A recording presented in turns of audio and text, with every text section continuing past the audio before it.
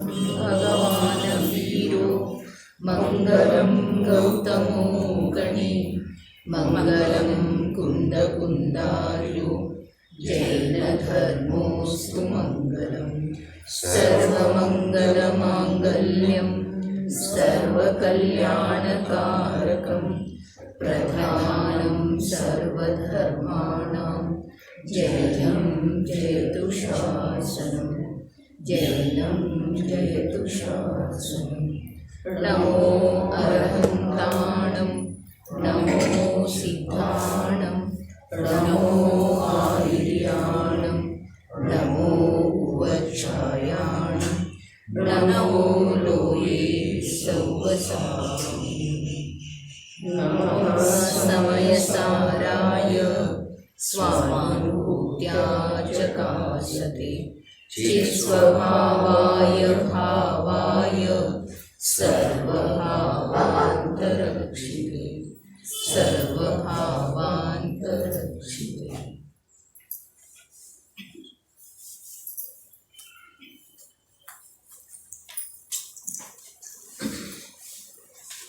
ಭರತ ಕ್ಷೇತ್ರದ ಭಗವಾನ್ ಸ್ವರೂಪವಿರುವಂಥ ಸಮಯಸಾರ ಪರಮಾಗಮದ ಮೇಲೆ 1100 ವರ್ಷಗಳ ಪೂರ್ವದಲ್ಲಿ ರಚಿಸಲ್ಪಟ್ಟಿರುವ ಆತ್ಮಖ್ಯಾತಿ ಟೀಕೆಯ ಮಧ್ಯದಲ್ಲಿ ಮೂಡಿಬರುವಂಥ ಕಲಶ ರೂಪದ ಕಾವ್ಯಗಳ ಮೇಲೆ ರಾಜಮರ್ಜಿ ಪಾಂಡೇನಾಮದ ಸಮ್ಯಕ್ ದೃಷ್ಟಿ ಮಹಾಪುರುಷ ಬಾಲಬೋಧಿನಿ ಎಂಬ ಹೆಸರಿನ ಟೀಕೆಯನ್ನು ಹಳೆ ಹಿಂದಿ ಭಾಷೆಯೊಳಗೆ ರಚನೆ ಮಾಡಿದ್ದರು. ಅದರದೇ ಕನ್ನಡ ಸ್ವಾಧ್ಯಾಯ ನಡೀತಾ ಇದೆ.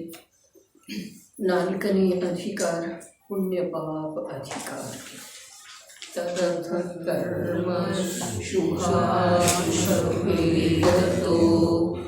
द्वितयतां गतमीक्यमुपानयन्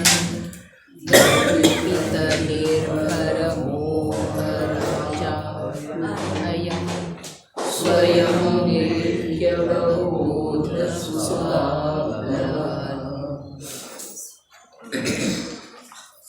अयम् अवबोधः सुधाप्लवः स्वयं उदेति ವಿದ್ಯಮಾನವಿರುವ ಶುದ್ಧ ಜ್ಞಾನ ಪ್ರಕಾಶವು ಅದುವೇ ಚಂದಿರನಂತೆ ಹೇಗಿದೆಯೋ ಹಾಗೆ ತನ್ನ ಪ್ರಕಾಶಪುಂಜದ ಮೂಲಕ ಪ್ರಕಟವಾಗುತ್ತದೆ.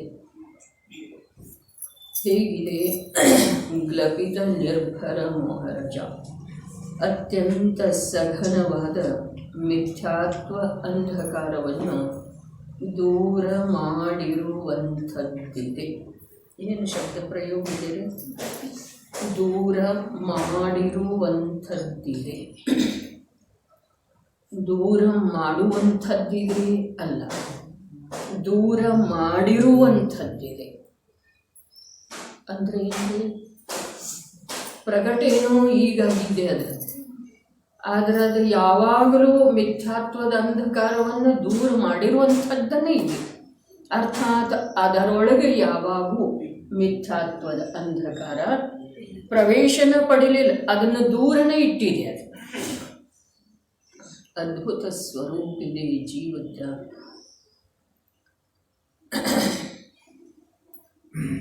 ಅದನ್ನು ಹೇಳುವಂಥ, ತಿಳಿಸಿಕೊಡುವಂಥ ಈ ಯಥಾರ್ಥ ಗುರುವಿನ ಉಪಲಬ್ಧಿ, ತಿಳಿಸಿಕೊಟ್ಟಿರುವಂಥ ಶಾಸ್ತ್ರದ ಸಂಯೋಗ ನಮಗೆ ಆಗಿರುವುದು ಕೂಡ ನಿಜವಾಗಿ ಅದ್ಭುತ ಇದೆ. ಲೋಕದೊಳಗೆ ಏನೆಲ್ಲ ಅನಂತ ಬಾರಿ ಸಿಕ್ಕಿದೆ, ಈಗ ಕೂಡ ಪರ್ಯಾಪ್ತ ಇದೇನದೆ, ಇಲ್ಲ ಅನ್ನೋದೇನಿದೆ. ಯಾವುದರದ ಅಭಿಲಾಷೆ ಈ ಜೀವಕ್ಕೆ ಅನಾದಿ ಕಾಲದಿಂದ ಇದೆಯೋ ಅಥವಾ ಅನಾದಿ ಕಾಲದ ಸಂಸ್ಕಾರದಿಂದ ಹಾಗೆ ನಡೀತಾ ಇದೆಯೋ ಅವುಗಳ ಉಪಲಬ್ಧಿಯಂತೂ ವಿಪುಲ ರೂಪದಿಂದ ಅಥವಾ ಪರ್ಯಾಪ್ತ ರೂಪದಿಂದ ನಮಗೆ ತಂದು ಇದೆ. ಆದರೆ ಇದು ಯಾವುದೇ ಸಂಯೋಗ ಪ್ರಾಪ್ತ ಆಗಿದೆಯಲ್ಲ, ಇದು ನಿಜವಾಗಿಯೇ ಅತ್ಯಾಶ್ಚರ್ಯಕರವಾದಂಥದ್ದಿದೆ, ಅದ್ಭುತ ಇದೆ. ಆಶ್ಚರ್ಯ ಇದೆಯಲ್ಲ ಬಬಿತ ಇದೇ ನೀನು.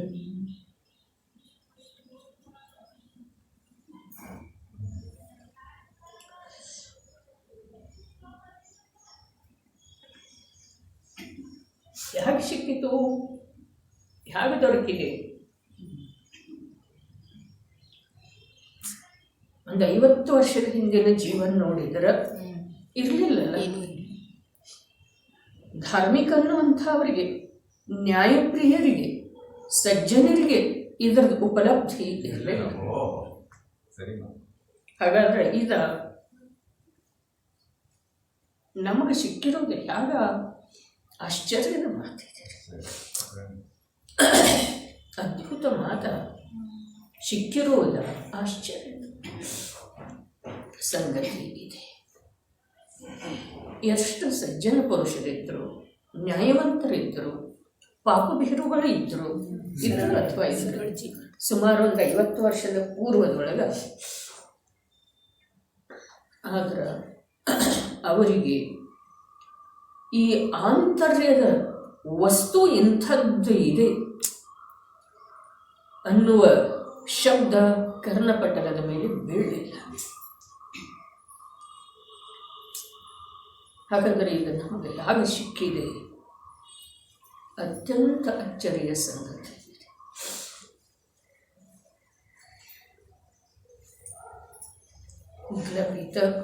ಏನು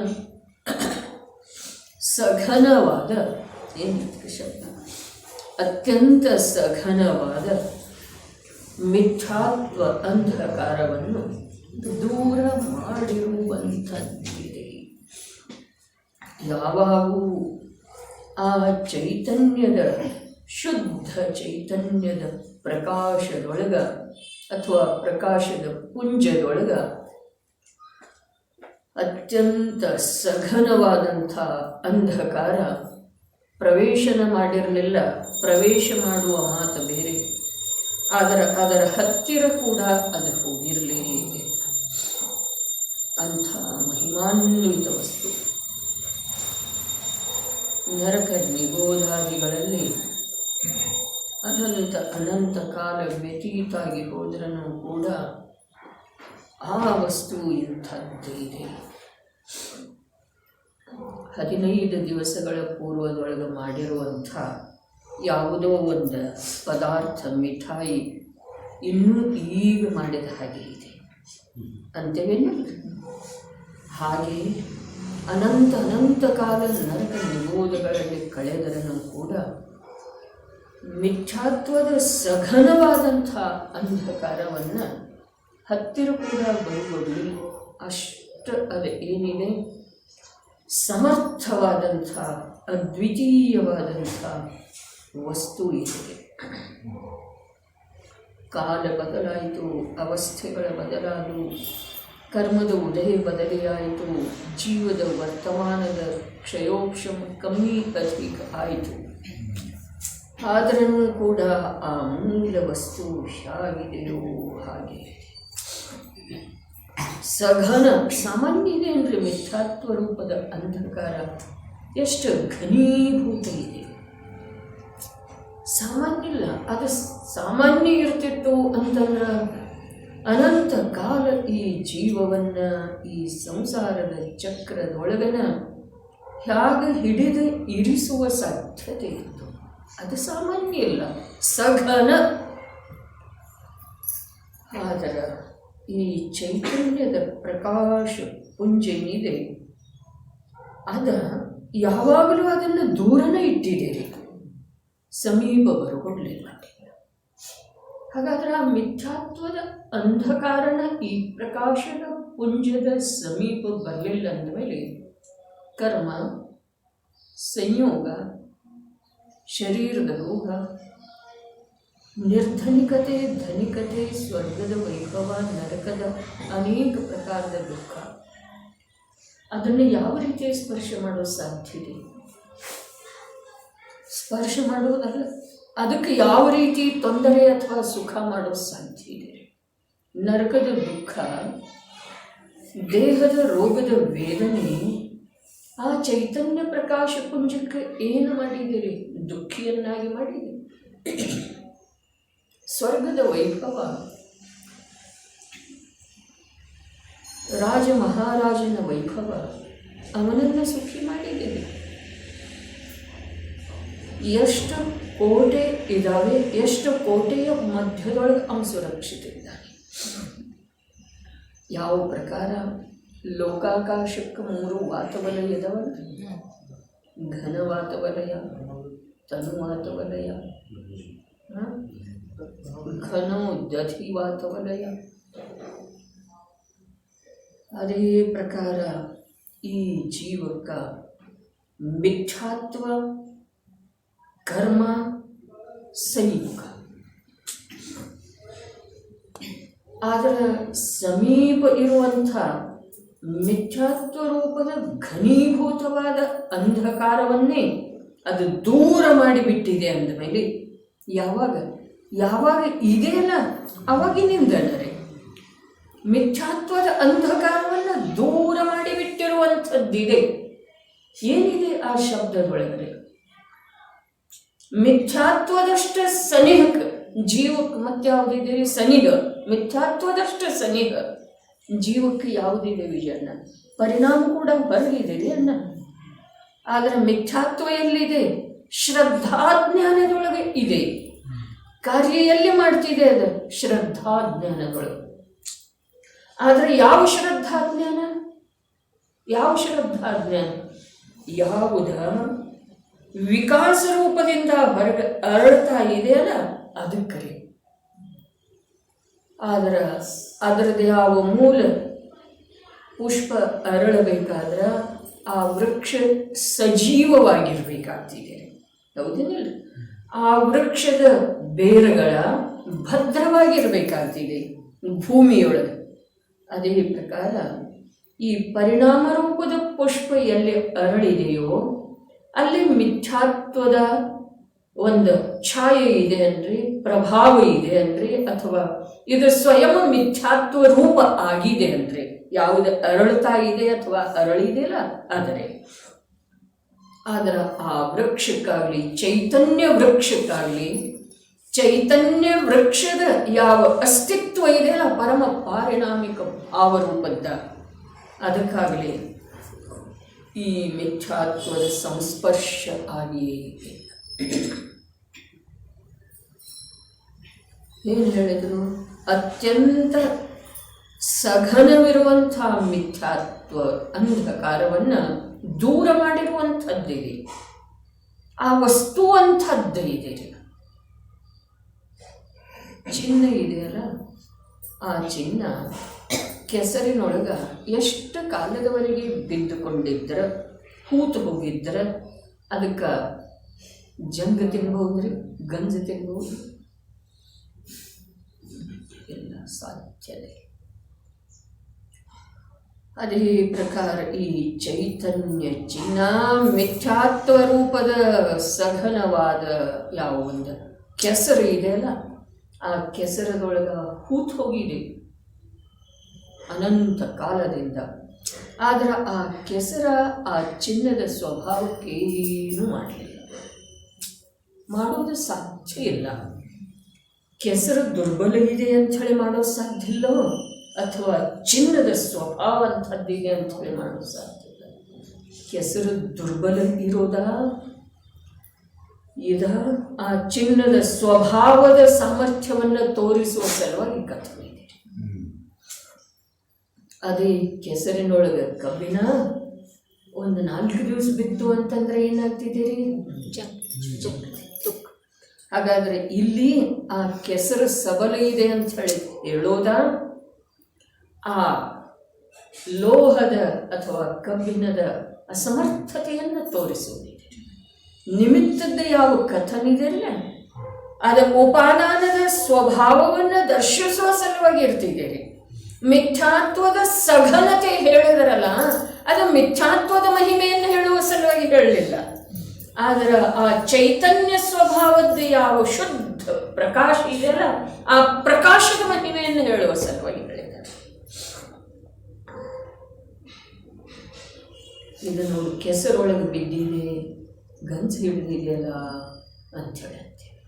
ಅಲ್ಲಿ ಕೆಸರದ ಮಹಿಮೆ ಇದೆಯೋ ಅಥವಾ ಆ ಗಂಜು ತಿಂದಿರುವಂಥ ಲೋಹದ ದುರ್ಬಲತೆಯನ್ನು ತೋರಿಸುವುದಿಲ್ಲ.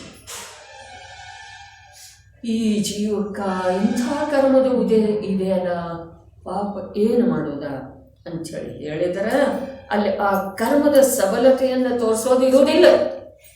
ಆದ್ರೆ ಜೀವ ಎಷ್ಟು ದುರ್ಬಲ ಆಗಿದ್ದಾನೆ, ತನ್ನನ್ನು ತಾನು ತಿಳಿಯದೆ ಎಷ್ಟು ಅಜ್ಞಾನಕ್ಕೆ ಇಳಿದಿದ್ದಾನೆ ಅನ್ನೋದು ತೋರಿಸಿದೆ. ಜೀವದ ದೋಷ ಗುಣಗಳ ನಿರೂಪಣೆ ಮಾಡುವ ಸಲುವಾಗಿ ಕರ್ಮದ ಸಂಯೋಗದ ಅತ್ಯಧಿಕ ವಿಸ್ತಾರದಿಂದ ಕಥನ ಮಾಡ್ತಾರೆ. ಯಾಕೆ ಅಂತಂದ್ರೆ ಈ ಜೀವಕ್ಕೆ ಅದೇ ತಿಳಿದು ಬರ್ತಿದೆ. ಅನಾರ್ಯನಿಗೆ ಅನಾರ್ಯ ಭಾಷೆಯಲ್ಲಿ ಹೇಳಿದ ಹಾಗೆ ಇದೆ, ಹೇಳಬೇಕಾಗ್ತಿದೆ. ಇಲ್ದಿದ್ರೆ ಅವನಿಗೆ ತಿಳಿಯೋದೇ ಇಲ್ಲ. ಇವನಿಗೆ ಬಾಹ್ಯದನ್ನು ತಿಳಿತಿದೆ, ಇವನ ದೃಷ್ಟಿ ಬಾಹ್ಯದ ಮೇಲೇನೆ ಇದೆ ಅಂಥೇಳಿ ಅತ್ಯಂತ ಸಘನವಾದ ಮಿಥ್ಯಾತ್ವ ಅಂಧಕಾರ ಅಂಥೇಳಿ ಅದರ ವಿಶೇಷತೆಯನ್ನು ಹೇಳಿದರು. ಮಿಥ್ಯಾತ್ವಕ್ಕೆ ಅಂಧಕಾರದ ಉಪಮೆ ಕೊಟ್ಟರು. ಆ ಅಂಧಕಾರ ಕೂಡ ಎಂಥದ್ದು ಇದೆ, ಅತ್ಯಂತ ಸಘನ ಇದೆ. ಸಘನ, ಅದರೊಳಗೆ ಏನೂ ಪ್ರವೇಶ ಮಾಡೋದು ಸಾಧ್ಯ ಇಲ್ಲ. ಆ ಪ್ರಕಾರ ಇದೆ. ಏನ ಅಂಧಕಾರ. ಮಿಥ್ಯಾತ್ವ ಇದು ಅಂಧಕಾರ ಸದೃಶ ಇದೆ. ಮಿಥ್ಯಾತ್ವ ಇದು ಪಾಪ ರೂಪ ಇದೆ. ಮಿಥ್ಯಾತ್ವ ಇದು ಕರ್ಮ ರೂಪದ ಪರ್ವತಗಳನ್ನು ದೃಢಗೊಳಿಸುವಂಥದ್ದು ಇದೆ. ಇದೆಲ್ಲ ಮೋಕ್ಷ ಮಾರ್ಗಶ್ಯ ನೇತಾರಂ ಭೇತ್ತಾರಂ ಕರ್ಮ ಭೂರ್ಭವ. ಭೇತ್ತಾರಂ ಕರ್ಮರೂಪದ ಪರ್ವತಗಳನ್ನು ಭೇದಿಸುವ ಸಲುವಾಗಿ ಈ ಜೀವದ ಯಾವ ಯಥಾರ್ಥ ಜ್ಞಾನದ ಪುಂಜಿ ಇದೆಯೋ, ಜ್ಞಾನ ಪ್ರಕಾಶದ ಪುಂಜಿ ಇದೆಯೋ ಅದುವೇ ಸಮರ್ಥ ಇದೆ. ಆ ಪರ್ವತಗಳು ಎಲ್ಲಿ ಅದಾವ್ರಿ? ಎಲ್ಲಿ ಮನೆ ಮಾಡಿಕೊಂಡಿದ್ದಾವೆ, ಎಲ್ಲಿ ಬೀಡು ಬಿಟ್ಟಿದ್ದಾವೆ, ಎಲ್ಲಿ ಬೇರು ಬಿಟ್ಟಿದ್ದಾವೆ, ಅವು ಬರೇ ಪರ್ಯಾಯದೊಳಗೆ. ಪರ್ಯಾಯದೊಳಗೆ ಮೂಲ ವಸ್ತು ಹೇಗಿದೆ? ಮೂಲ ವಸ್ತು ಅದನ್ನು ದೂರ ಮಾಡಿರುವಂಥದ್ದನ್ನ ಇದೆ. ಅದರ ಸಮೀಪ ಇವು ಹೋಗೋದನ್ನ ಆಗಿಲ್ಲ ಇದುವರೆಗೆ.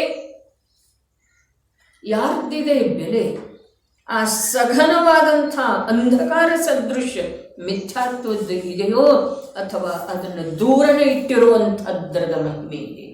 ಬೆಲೆ ಯಾರ್ದೇ ಇದೆ ರೀ? ನಮಗೆ ಮಿಥ್ಯಾತ್ವದ ಬೆಲೆ ಗೊತ್ತಾಗ್ತಿದೆ.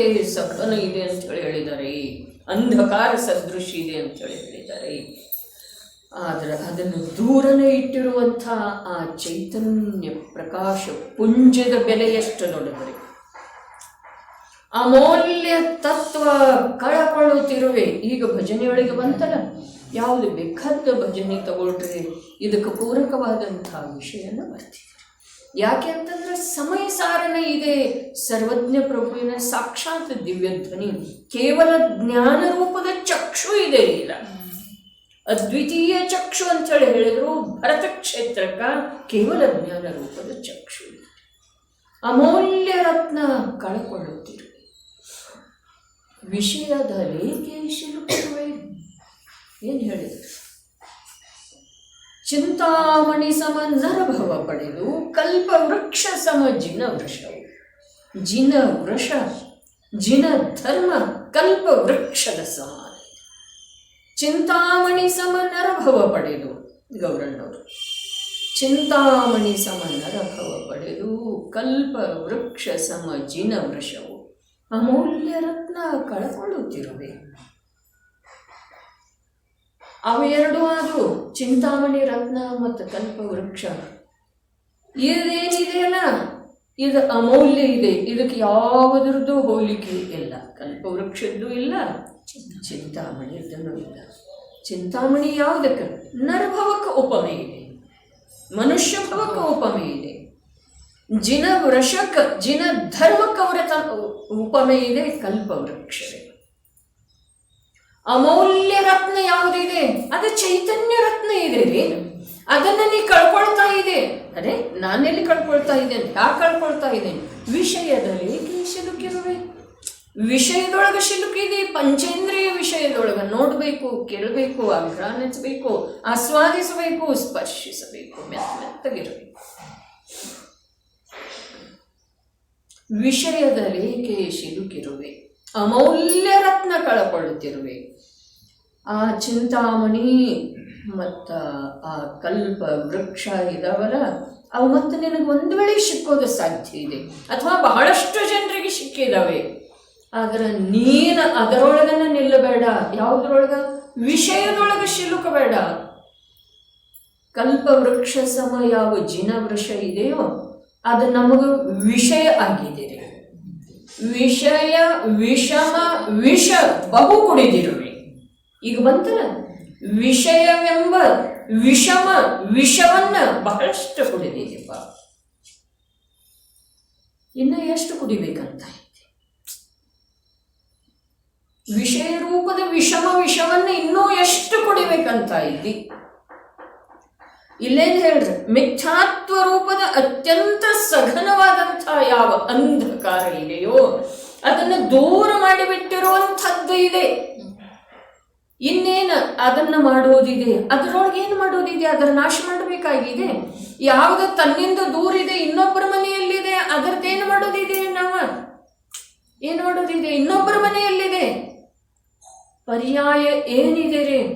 ಆ ಪರಮ ಪಾರಿಣಾಮಿಕ ಭಾವ ಸದೃಶ್ಯ ಧ್ರುವ ದ್ರವ್ಯದ ಎದುರಿಗೆ ಪರ್ಯಾಯ ಪರ ಇದೆ ರೀ ವಿಜಯಣ್ಣ. ಅಂಥೇಳಿ ಅವನ್ನ ಸಮಶ್ರೇಣಿಯೊಳಗಿಟ್ಟಿದ್ದಾರೆ. ಪರದ್ರವ್ಯ ಪರಭಾವ ಸಮಶ್ರೇಣಿಯೊಳಗದಾವ ಸುಧಾತ. ಇವು ವಿಶ್ವದೊಳಗೆ ಎಷ್ಟು ಪರದ್ರವ್ಯ ಅದಾವಲ್ಲ, ಅದರ ಅನಂತಗುಣಿತ ಪರಭಾವದವ್ರಿ ನಮ್ಮಲ್ಲಿ. ಅವು ಲಿಮಿಟೆಡ್ ಅದಾವ್ರಿ.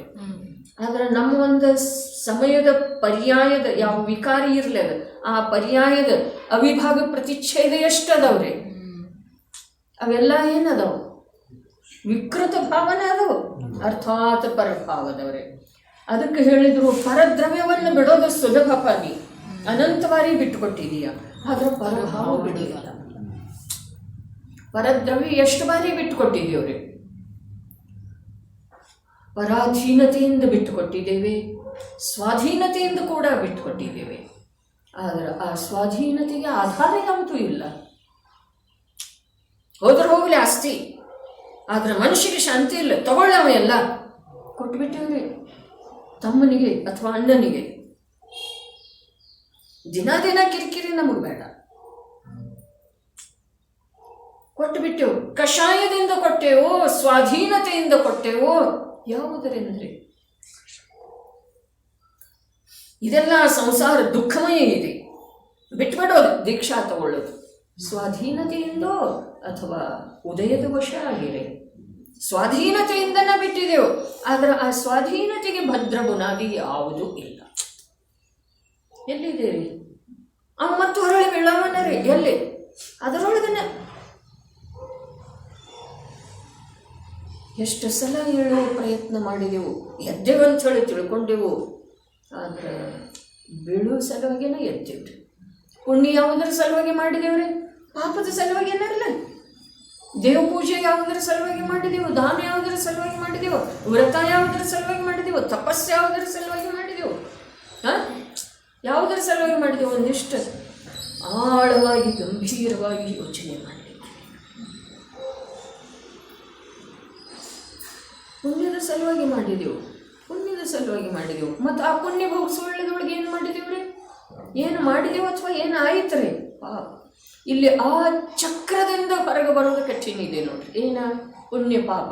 ಪುಣ್ಯ ಪಾಪದ ಅಧಿಕಾರ ಈ ಜೀವದ ಮೇಲೆ ನಿರಂತರ ನಡೆದಂತೆ ಇದೆ. ಜೀವದ ಮೇಲೆ ಪುಣ್ಯ ಪಾಪ ಅಧಿಕಾರ ನಡೆಸ್ತಾ ಇದೆಯೋ ಅಥವಾ ಜೀವದ ಅಜ್ಞಾನ ಪುಣ್ಯ ಪಾಪದ ಅಧೀನತೆಯನ್ನು ಸ್ವೀಕಾರ ಮಾಡ್ತಾ ಇದ್ದೀರಿ?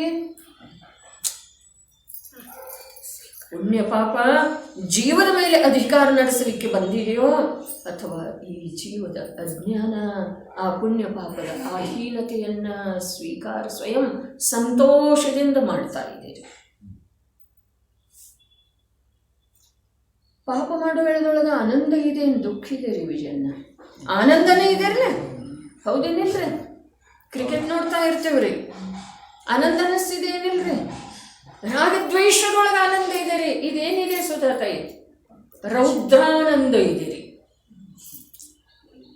ಮೃಷಾನಂದ ಇದೆ, ಹಿಂಸಾನಂದ ಇದೆ. ಎಲ್ಲ ರೌದ್ರ ಧ್ಯಾನದವ್ರಿ ಇವ.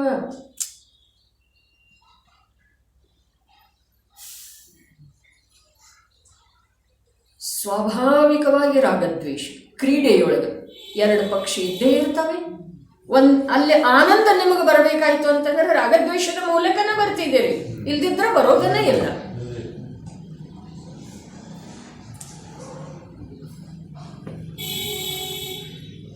ವಿಷಯಗಳೇಕೆ ಸಿಲುಕಿರುವೆ ಅಮೂಲ್ಯ ರತ್ನಗಳ. ಒಂದು ದಿವಸ ಹೋಯ್ತಲ್ಲ, ನಿನ್ನೆ ದಿವಸ ಅದು ಯಾವಾಗ ತಿರುಗಿ ಅದೇ ರೂಪದಿಂದ ನಮ್ಮ ಜೀವನದೊಳಗೆ ಬರ್ತಿದ್ದೀರಿ, ಅದೇ ರೂಪದಿಂದ. ಅಸಂಭವ ಅಸಂಭವ ತಿಳಿತಾನೆ ಇಲ್ಲಿ ಜೀವಕ್ಕ ತಿಳಿತಾನೆ. ಅದಕ್ಕೆ ನಿನ್ನೊಂದು ಮಾತು ಪ್ರಾರಂಭದೊಳಗೆ ಹೇಳಿತ್ತಲ್ಲ, ಸರಾಗಿ ದೇವನ ಎದುರಿಗೆ ಅಜ್ಞಾನಿ ಅಜೈನ ಮನುಷ್ಯರು ಯಾವ ಪ್ರಕಾರದ ಭಾವನೆಯನ್ನು ಇಟ್ಕೊಂಡಿದ್ದಾರೋ, ಅಭಿಲಾಷೆಯನ್ನು ಇಟ್ಕೊಂಡಿದ್ದಾರೋ, ಅದೇ ಪ್ರಕಾರ ಈ ಜೈನ ಮನುಷ್ಯ ಕೂಡ ವೀತರಾಗಿ ದೇವರ ಹತ್ರ ಅಂಥದೇ ಅಭಿಲಾಷೆಯನ್ನು ಇಟ್ಟ. ಹಾಗಾದ್ರೆ ಜೈನ ಧರ್ಮ ದುರ್ಲಭ ಅಂತೇಳಿ ಇವನ ಅಪೇಕ್ಷಾದಿಂದ ಹೇಳಲಿಕ್ಕೆ ಆಗ್ತಿದೆ ಅಂತ ಇವ ಅಜೈನರ ಹಾಗೇನೋ ಮಾಡ್ತಾ ಇದ್ದಾನಲ್ಲ. ಆ ವೀತರಾಗದೆ ಇವನ ದರ್ಶನ ಯೋಗ ಮಹಾಭಾಗ್ಯದಿಂದ ಆಗ್ತಿದೆ ಅಂತ ಹೇಳಿ ಹೇಳಿದ್ರ ಇವ ಅವರ ಹತ್ರ ವೀತರಾಗಿ ದೇವನ ಹತ್ರ ಸರಾಗಿ ದೇವನ ಹತ್ರ ಯಾವ ಅಭಿಲಾಷೆಯಿಂದ ಹೋಗ್ತಾರೋ ಅದೇ ಅಭಿಲಾಷೆಯಿಂದ ಹೋದಂದ ಮೇಲೆ ಇವನಿಗೆ ವೀತರಾಗಿ ದೇವನ ದರ್ಶನ ಲಭಿಸಿದೆ ಅಂದ್ರೆ ಸಂಯೋಗದೊಳಗೆಲ್ಲ ಇರುವ ಮಾತು ಬೇರೆ ಇದೆ. ಆದರೆ ಈ ಜೀವದ ಉಪಾದಾನದ ಯೋಗ್ಯತೆ, ಉಪಾದಾನದ ಪಕ್ವತೆಯ ಮೂಲಕ ಅವನಿಗೆ ಅನುಕೂಲ ಆಗುವಂಥ ಈ ಜೀವದ ದುಃಖದಿಂದ ಬಿಡುಗಡೆ ಹೊಂದುವಂಥ ಭಾವ ಉದಿಸಿ ಬಂದಾಗ ಅವುಗಳನ್ನು ನಿಮಿತ್ತಂತರೂ ಆ ನಿಮಿತ್ತಗಳಿಗೆ ಲೋಕೋತ್ತರ ಬೆಲೆ ಇದೆ. ಇವನಲ್ಲೇ ಆ ಭಾವ ಉಪಾದಾನದ ಯೋಗ್ಯತೆಯಿಂದ ಉದಿಸಿ ಬರಬೇಕಾಗ್ತದೆ. ಆವಾಗ ಅದಕ್ಕೆ ಲೋಕೋತ್ತರ ಬೆಲೆ ಇದೆ. ವೀತರಾಗ ಪ್ರಭು ಮೂರು ಲೋಕದೊಳಗೆ ಸರ್ವಶ್ರೇಷ್ಠ ದೇವ. ಅದೇವ ಕುದೇವ ಸುದೇವ ಎಲ್ಲ ಅದಾವಲ್ಲ ಚರ್ಚೆ ನಮ್ಮಲ್ಲೇ, ಹೌದೇನಿಲ್ರಿ? ಅವರ ಸುದೇವ ಯಾವಾಗ್ರಿ? ನೀನು ಸುಕಾರ್ಯ ಮಾಡಿದರೆ ಅವರ ಸುದೇವ. ನಿನ್ನಲ್ಲೇ ಸುಭಾವ ಬಂದರೆ, ಸುಭಾವ ಅರ್ಥಾತ್ ಸನ್ಮಾರ್ಗದೊಳಗೆ ನಿನ್ನನ್ನು ಕೊಂಡೊಯ್ಯುವಂಥ ಭಾವ, ದುರ್ಮಾರ್ಗದೊಳಗನ ಕೊಂಡೊಯ್ಯುವಂಥ ಭಾವ ನೀನು ಆ ದೇವರ ಹತ್ರ ಹೋಗಿ ಕೂಡ ಮಾಡಿದಿ ಅಂತಂದ್ರೆ ಅವರು ನಿನಗ ಸುದೇವ ಆಗ್ತಾರೇನಪ್ಪ.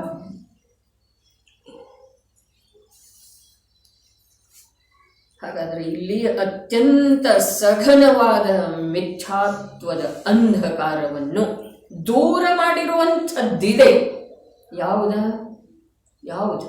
ಚೈತನ್ಯ ಪ್ರಕಾಶದ ಪುಂಜ ದೂರ ಮಾಡಿರುವಂಥದ್ದನೇ ಇದೆ. ಇಲ್ಲಿ ದೃಷ್ಟಾಂತನ ಹೀಗಿದೆ ಅಲ್ಲ, ಶಬ್ದ ಪ್ರಯೋಗನ ಹೀಗಿದೆ ಅಲ್ಲ. ಪ್ರಕಾಶದ ಪುಂಜ ಅಂಧಕಾರವನ್ನ ತನ್ನೊಳಗೆ ಪ್ರವೇಶ ಮಾಡಿಕೊಡ್ತಿದೇನ್ರಿ? ಅದು ಬೇಕಾದಷ್ಟು ಸಘನ ಇರಲಿ, ಮಾಡಿಕೊಡ್ತಿದೇನ್ರಿ? ಪ್ರಕಾಶದ ಪುಂಜ ಸಮೂಹ ಏನಿದೆ ಅಲ್ಲ, ಅದನ್ನ ಘನೀಭೂತವಾದಂಥ ಅಂಧಕಾರವನ್ನ ತನ್ನೊಳಗೆ ಪ್ರವೇಶ ಮಾಡಿ ಕೊಡ್ತಿದೆಯೋ ಅಥವಾ ತನ್ನ ಹತ್ರ ಬರಕೊಡ್ತಿದೆಯೋ ಅಥವಾ ದೂರನೇ ಇಡ್ತಿದ್ದೇವೆ. ದೂರ ಯಾವುದರಿಂದ ಇಡ್ತಿದೆ? ತನ್ನ ಚೈತನ್ಯದ ಪ್ರಕಾಶದಿಂದ ಆ ಅಂಧಕಾರ ಈ ಕಡೆ ಬರೋದನ್ನ ಇರ್ತದೆ. ಹಾಗಾದ್ರೆ ನನ್ನ ಸ್ವರೂಪ, ವಾಸ್ತವಿಕ ಸ್ವರೂಪ, ನಿಜ ರೂಪ ಎಂಥದ್ದು ಇದೆ? ಮಿಥ್ಯಾತ್ವ ರೂಪದ ಅಂಧಕಾರವನ್ನ ಸದೈವ ದೂರ ಇಟ್ಟಿರುವಂಥದ್ದು ಇದೆ. ಹಾಗಾದ್ರೆ ಇನ್ನು ಮತ್ತೆ ಆ ಮಿಥ್ಯಾತ್ವದ ಅಂಧಕಾರದೊಳಗ ಈ ಚೈತನ್ಯದ ಪ್ರಕಾಶಕ್ಕೆ ಏನ್ ಮಾಡ್ಬೇಕಾಗಿದ್ದೀರಿ? ಏನೂ ಇಲ್ಲ, ಅದು ದೂರನೇ ಇದೆ ಅಲ್ಲ. ಎಷ್ಟು ದೂರ ಇದೆ? ರೀ? ಮಿಥ್ಯಾತ್ವದ ಅಂಧಕಾರ ಚೈತನ್ಯ ಪ್ರಕಾಶದಿಂದ ಎಷ್ಟು ದೂರ ಇದೆ? ಅತ್ಯಂತ ಶಬ್ದದ ಪ್ರಯೋಗ ಇದೆ. ಅತ್ಯಂತ ಅಂದ್ರೆ ಏನ್ರಿ? ಅತ್ಯಂತ ಅಭಾವ. ನಿಜವಾದ ಸರಿಯಾದ ಉತ್ತರ ಅತ್ಯಂತ ಅಭಾವ. ಅತ್ಯಂತ ಅಭಾವ ಯಾವುದಕ್ಕಂತಾರ್ರಿ? ದ್ರವ್ಯದಿಂದ ದ್ರವ್ಯಕ್ಕ, ಗುಣದಿಂದ ಗುಣಕ್ಕ, ಪರ್ಯಾಯದಿಂದ ಪರ್ಯಾಯಕ್ಕ, ಕಾಲದಿಂದ ಕಾಲಕ್ಕ, ಕ್ಷೇತ್ರದಿಂದ ಕ್ಷೇತ್ರಕ್ಕ ಸಂಬಂಧನೇ ಇಲ್ಲ. ಅದಕ್ಕೆ ಅತ್ಯಂತ ಅಭಾವ ಅಂತಾರೆ. ಹಾಗಂದ್ರೆ ಇದೇನಿದೆ ಅತ್ಯಂತ ಸಘನ ಇದೆ. ಏನಿದೆ? ಮಿಥ್ಯಾತ್ವದ ಅಂಧಕಾರ. ಆದರೆ ಅದು ಅತ್ಯಂತ ಸಘನ ಇದ್ರೂ ಕೂಡ ಇದು ಚೈತನ್ಯ ಪ್ರಕಾಶದ ಪುಂಜ, ಅದನ್ನು ದೂರ ಇಟ್ಟುಬಿಟ್ಟಿದೆ.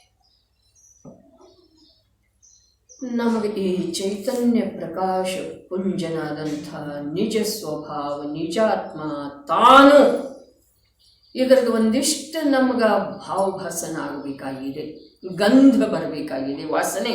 ಒಳಗಡೆ ಕಾಫಿ ಕುದೀತಿತ್ತು ಅಂತಂದ್ರೆ ಹಾಲ್ದೊಳಗೆ ವಾಸನೆ ಬರ್ತಿದೇನಿಲ್ಲ? ಆ ಗಂಧ ಬಂದ್ರೆ ಕಣ್ಣಾಗ ನೀರು ಬರ್ತದೆ. ಹಾಂ, ಕಣ್ಣಾಗ ನೀರು ಬರ್ತಾವೆ. ಆ ಗಂಧ ಕಣ್ಣ ಹೋಗ್ತಿ.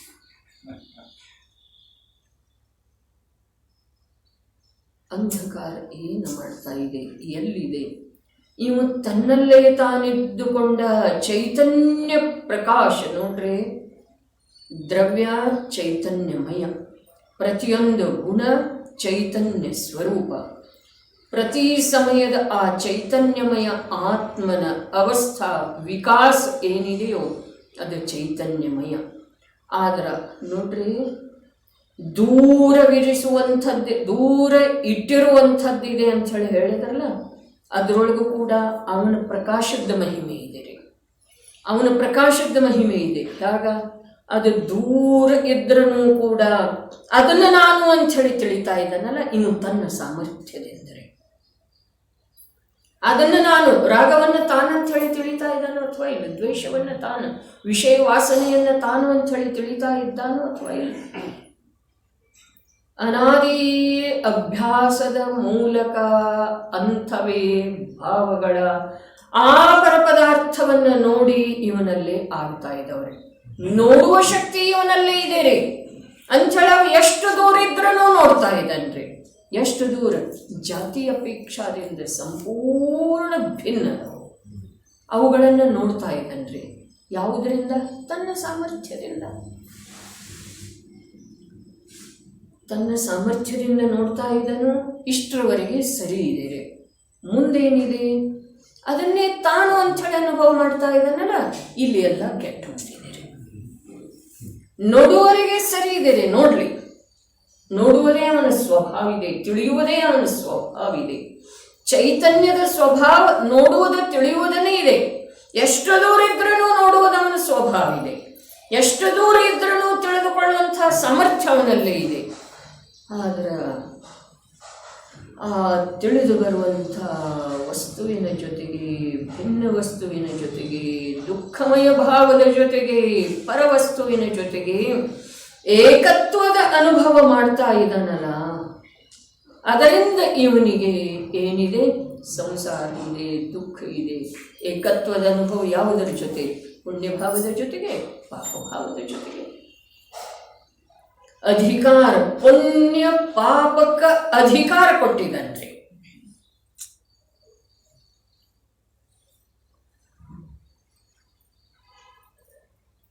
ತನ್ನ ಅಧಿಕಾರವನ್ನ ಪುಣ್ಯ ಪಾಪಕ್ಕ ವಹಿಸಿಕೊಟ್ಟಿದ್ದಾನೆ.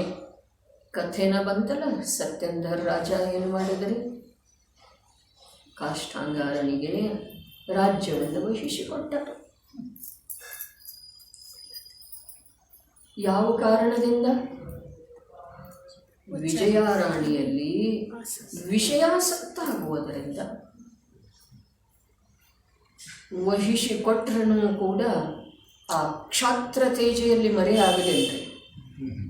ಕೊನೆಗೆ ಅದು ತನ್ನ ಕಾರ್ಯ ಮಾಡಿತೋ ಅಥವಾ ಇಲ್ರಿ? ಏನು ಮಾಡಿತಾರೆ?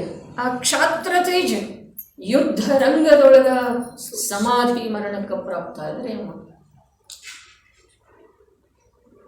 ತದ್ಭವ ಮೋಕ್ಷಗಾಮಿ ಜೀವಕ್ಕೆ ಜನ್ಮ ಕೊಡುವಂಥ ಪಾಪಿ ಇರುವುದಿಲ್ರಿ.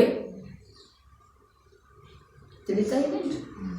ತದ್ಭವ ಮೋಕ್ಷಗಾಮಿ ಜೀವಕ್ಕೆ ಜನ್ಮ ಕೊಡುವಂಥ ಜೀವ, ತಾಯಿ ತಂದೆ ಪಾಪಿ ಇರುವುದಿಲ್ಲ, ನರಕಗಾಮಿಗಳಿರುವುದಿಲ್ರಿ. ಜೀವಂಧರ ಕುಮಾರ ಎಲ್ಲಿ ಹೋದ? ಮೋಕ್ಷಕ್ಕೆ ಹೋದ್ರಲ್ಲ.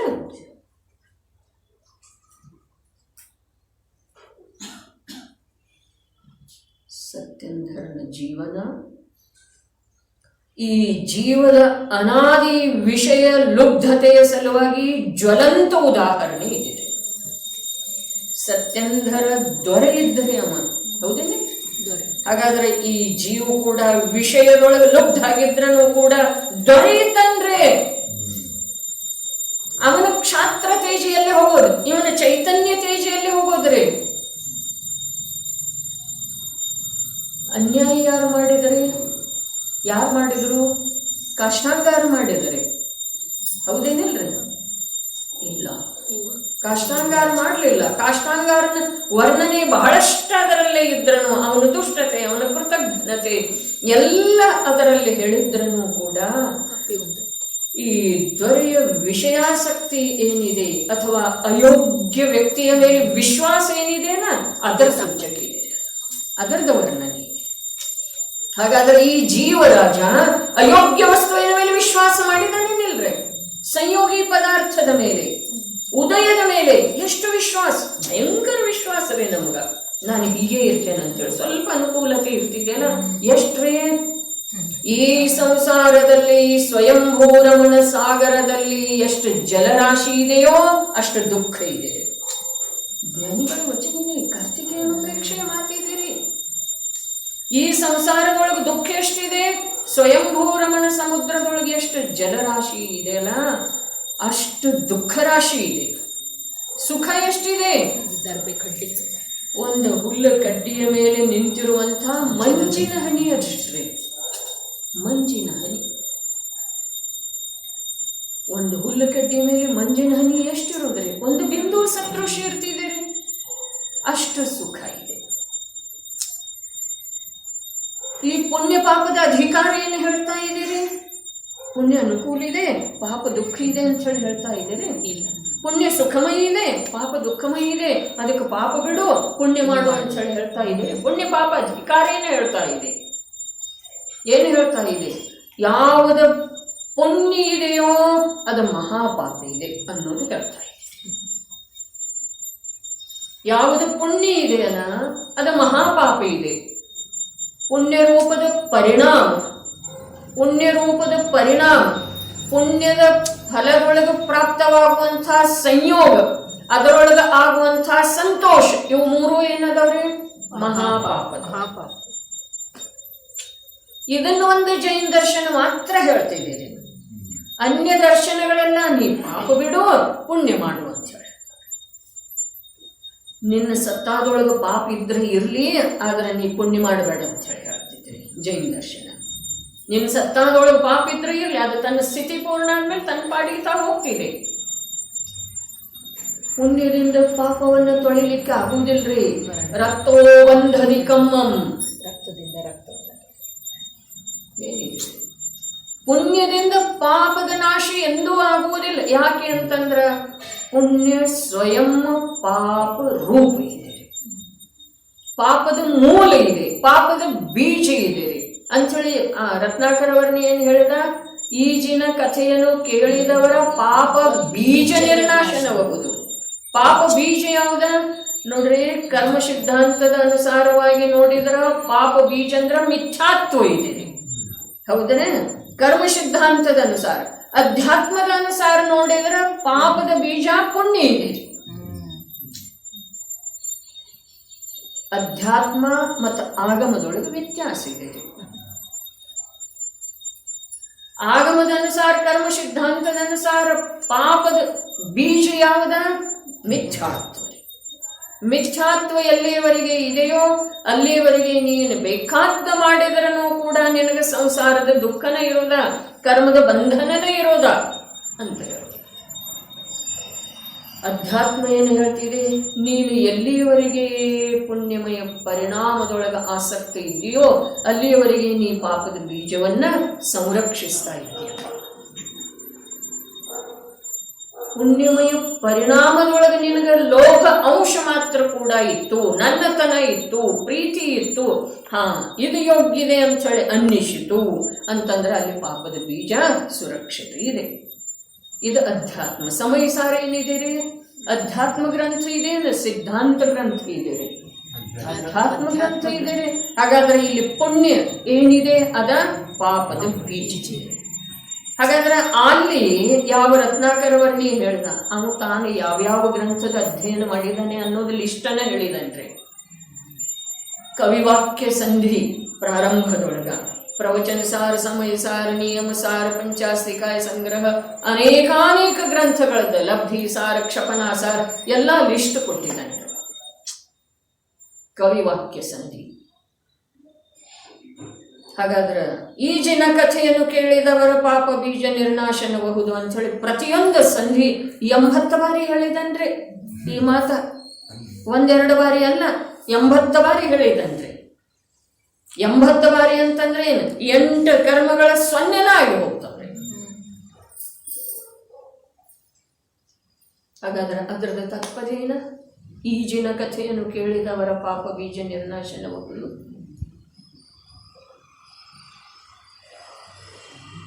ಮಿಥ್ಯಾತ್ವದ್ದನ್ನು ನಾಶ ಆಗೋದು ಒಂದು ಮಾತು. ಎರಡನೇದೇನ? ಪುಣ್ಯದೊಳಗಿನ ಅಭಿರುಚಿ ಸರ್ವಥಾ ಹೊರಟು. ಅವನು ಹೇಳುವಂಥ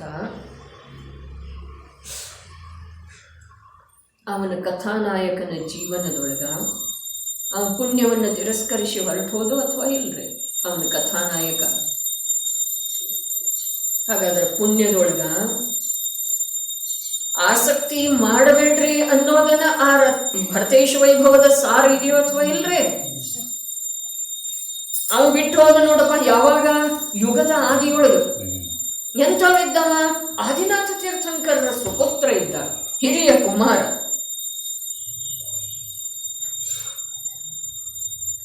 ಅವ 6 ಖಂಡದ ವೈಭವ ಎಲ್ಲ ಅಂದ ಬಿಟ್ಟು ಹೋಗಿದ್ದಾನೆ. ಹಾಗಾದ್ರೆ ನೀನು ಯಾವುದು ತುಂಡು ಒಂದು ಸ್ವಲ್ಪ ತುಚ್ಛದ ಸಲುವಾಗಿ ನೀನು ಯಾಕೆ ಬೆನ್ನತ್ತಿದೆ? ಭರತೇಶ ವೈಭವದ ಸಾರ ಸರ್ವಸ್ವೇನಿದೆ. ಪುಣ್ಯದೊಳಗ ಲುಬ್ಧ ಆಗಬೇಡ.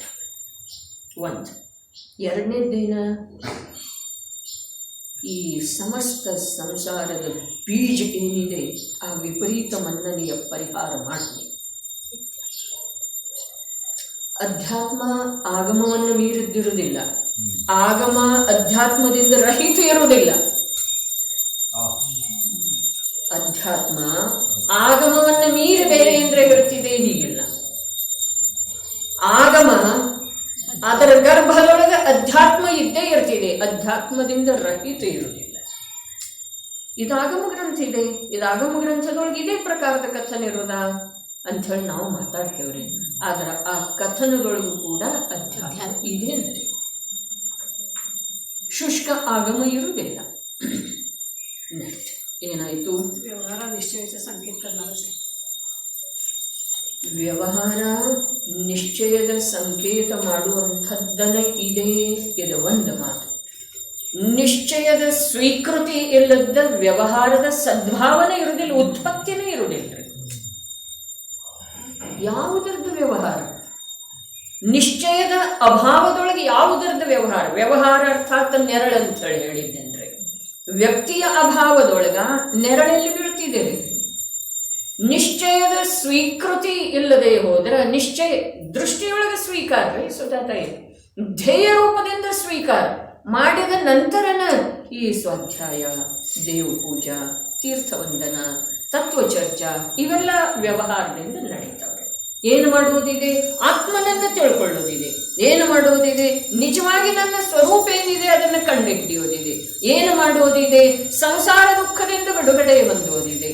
ಈ ಧ್ಯೇಯ ಇದ್ದ ನಂತರನ ಜಿನದೇವನ ದರ್ಶನ, ಜಿನವಾಣಿಯ ಶ್ರವಣ, ವಾಚನ, ತತ್ವಚರ್ಚೆ, ತೀರ್ಥವಂದನ ಇವೆಲ್ಲ ವ್ಯವಹಾರ. ಧ್ಯೇಯರಹಿತ ಈ ಕಾರ್ಯಗಳಿಗೆ ವ್ಯವಹಾರ ಸಂಜ್ಞೆ ಅನ್ವಯಿಸುವುದಿಲ್ಲ. ಧ್ಯೇಯರಹಿತ ಇದ್ದು ಅಂತ ನಮ್ಮ ಧ್ಯೇಯರಹಿತದವೋ ಅಥವಾ ಧ್ಯೇಯ ಸಹಿತದವೋ ಇವು ವ್ಯವಹಾರ ಆಗಬಹುದು. ಇದರದ್ದು ಒಂದ್ಸಲ ನಮ್ಮಲ್ಲೇ ನಾವು ಅವಲೋಕನ ಮಾಡಿಕೊಳ್ಳೋದಿಲ್ಲ. ನಿಜವಾಗಿ ಅವಲೋಕನ ಮಾಡಿಕೊಳ್ಳುವುದು ಕೂಡ ಉದ್ಯಮ ನಮ್ಮಲ್ಲೇ ಆರಂಭ ಆಯಿತು ಅಂತಂದ್ರೆ, ಆರಂಭ ಆಯಿತು ಅಂತಂದ್ರೆ ನಿಶ್ಚಿತವಾಗಿ ನಮಗೆ ವ್ಯವಹಾರದ ಅವಲಂಬನೆ ಬರ್ತಿದೆ. ನಾವು ವಿಚಾರನ ಮಾಡಿಲ್ಲ, ಯಾವುದೂ ಇಲ್ಲ ವಿಚಾರ ಇಲ್ಲದನ್ನ ಕಾರ್ಯ ಮಾಡ್ತಾ ಇದ್ದೇವಲ್ಲ, ಈ ಕಾರ್ಯದ ಫಲ ನಮಗೆ ಯಾವ ರೀತಿಯಿಂದ ದೊರಕಬಹುದು? ವಿಚಾರ ಶಕ್ತಿಯನ್ನು ಅಭಾವ ಮಾಡುವ ರೀತಿಯಿಂದನೇ ದೊರಕೋದ್ರೆ, ವಿಚಾರ ಮಾಡದ್ದನ್ನ ಈ ಎಲ್ಲ ಕಾರ್ಯಗಳನ್ನು ನಾವು ಮಾಡ್ತಾ ಇದ್ದೇವಲ್ಲ, ಇವುಗಳ ಫಲ ಏನು ಸಿಗೋದ? ಕಠಿಣ ಅನ್ನಿಸ್ತಿದೆ ರೀ, ಆದರೆ ವಿಚಾರ ಶಕ್ತಿಯ ಅಭಾವ ಆಗುವಂಥದ್ದನ್ನ ಫಲ ಸಿಗೋದ. ನಮಗೆ ಕುಲದ ಸಲುವಾಗಿ ಆಗ್ರಹ ಇದೆಯೋ, ಮನುಷ್ಯ ಭವದ ಸಲುವಾಗಿ ಆಗ್ರಹ ಇದೆಯೋ, ಜಿನ ಶಾಸನದ ಸಲುವಾಗಿ ಆಗ್ರಹ ಇದೆಯೋ, ಇವೆಲ್ಲ ಹೊರಗಿನೂರೇ. ಆತ್ಮನ ಕುರಿತಾಗಿ ಭಾವನೆ ಆಗ್ರಹ ಇರುವ ಮಾತು ನಂತರದ್ದರೆ ಇದರೇ ಇದೆ. ನಾವು ಜೈನರಿಗೆ ಇದನ್ನು ಮಾಡೋದು ಸ್ವಪ್ನದೊಳಗೆ ಕೂಡ ಸಾಧ್ಯ ಇಲ್ಲ, ಇಷ್ಟರೇ ಆಗ್ರಹ ಇದೆ ನಮ್ಗೆ.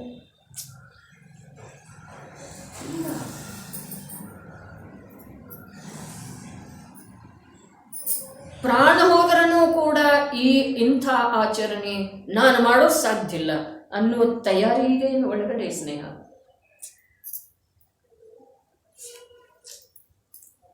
ಎಲ್ಲಿಯವರೆಗೆ ನನ್ನ ಜ್ಞಾನ ಕಾರ್ಯ ಮಾಡ್ತಾ ಇದೆ ಅಲ್ಲಿಯವರೆಗೆ ನಾನು ಅಯೋಗ್ಯ ವಿಚಾರ ಮಾಡೋದು ಜೈನ ಕುಲಕ್ಕೆ ಕಲಂಕಿದೆ ಅನ್ನುವುದ ನಮ್ಮ ಅಂತರಂಗದೊಳಗ ತಯಾರಿ ಇದೆ. ನಾನು ಬರೆಯದು ಕುಲದ ಮಹಿಮೆ ಆಯ್ತ್ರಿ.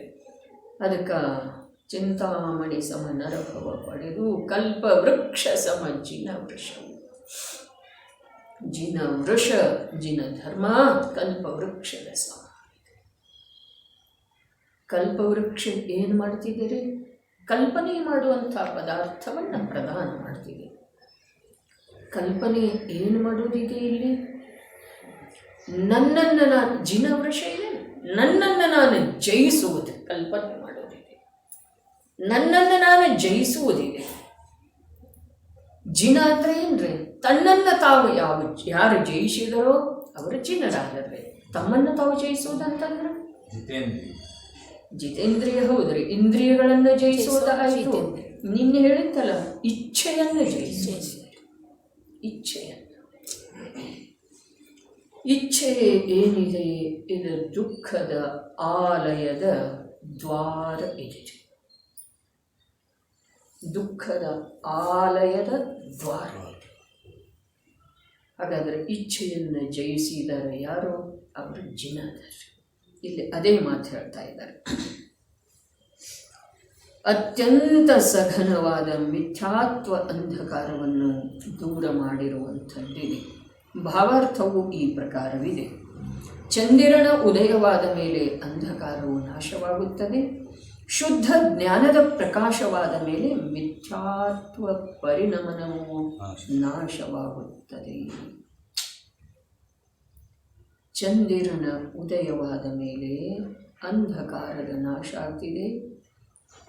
ಚೈತನ್ಯ ಪ್ರಕಾಶದ ಶುದ್ಧ ಜ್ಞಾನದ ಪ್ರಕಾಶ ಆದ ಮೇಲೆ ಇರುವಂಥದ್ದಿದೆ ಅಂಥೇಳಿ ಹೇಳಿದ್ದಾರೆ. ಮೊದಲೇ ಭಾವಾರ್ಥದೊಳಗೆ ಆದಮೇಲೆ ಅಂಥೇಳಿ ಹೇಳ್ತಾರೆ. ಅರ್ಥದೊಳಗೆ ಏನು ಹೇಳ್ರು? ಇರುವಂಥದ್ದು, ಮಾಡಿ ಇರುವಂಥದ್ದು. ಏನು ಮಾಡಿ ಇರುವಂಥದ್ದ? ಮಿಥ್ಯಾತ್ವದ ಅಂಧಕಾರವನ್ನು ದೂರ ಮಾಡಿ ಇರುವಂಥದ್ದು ಇದೆ.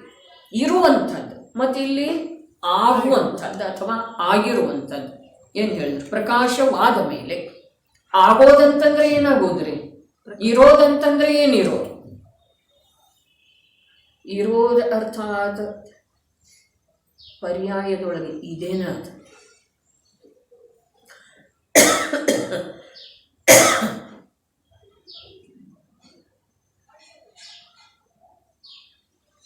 ಆಗೋದ ಅರ್ಥಾತ್ ಅದರ ಇರುವಿಕೆಯ ಅನುಭೂತಿ, ಅದರ ಇರುವಿಕೆಯ ಜ್ಞಾನ ಅದಕ್ಕೆ ಆಗೋದ್ರಿ.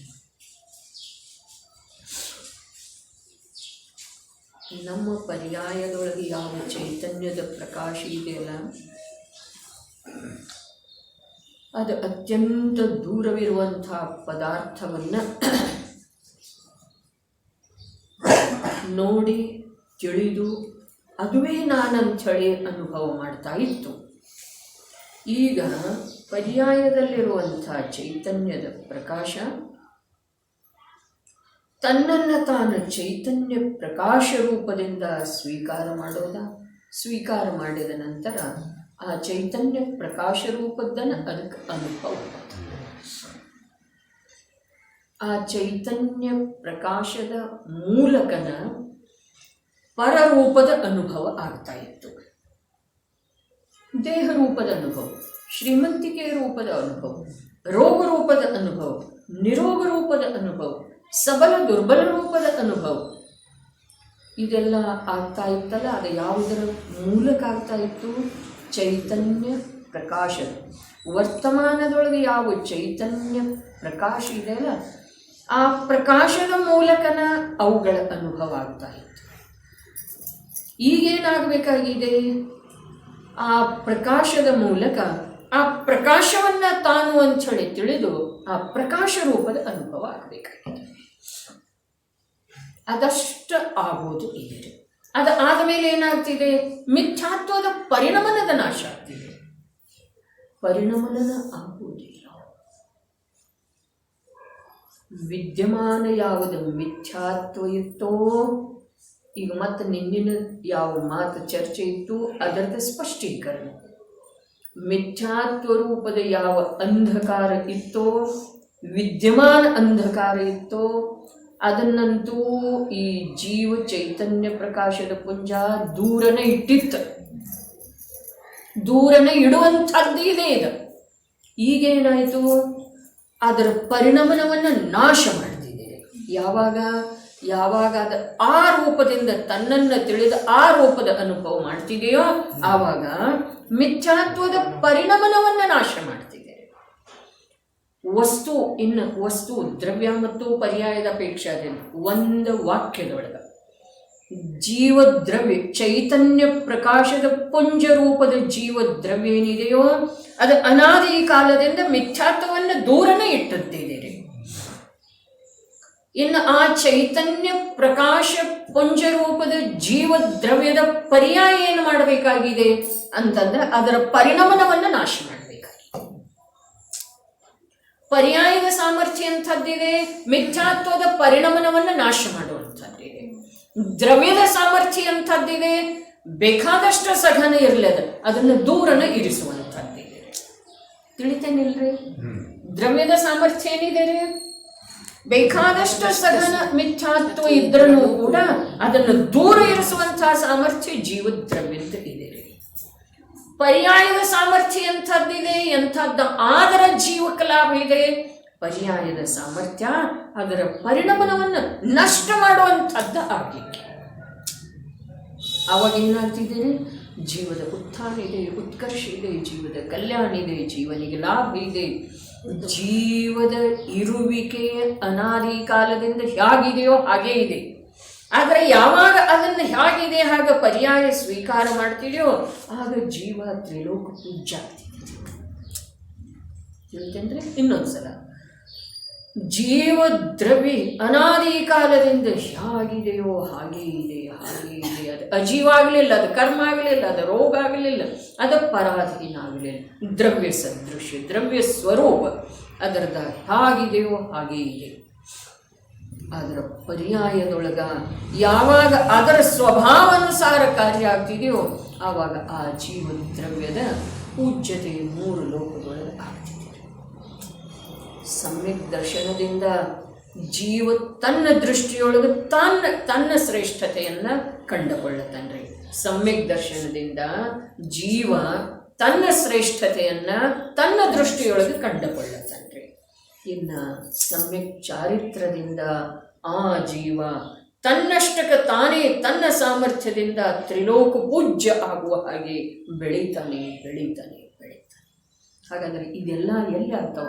ಬರೀ ಅಂತರ್ದೃಷ್ಟಿಯಿಂದ, ಅಂತರ್ಮುಖ ಜ್ಞಾನದಿಂದ.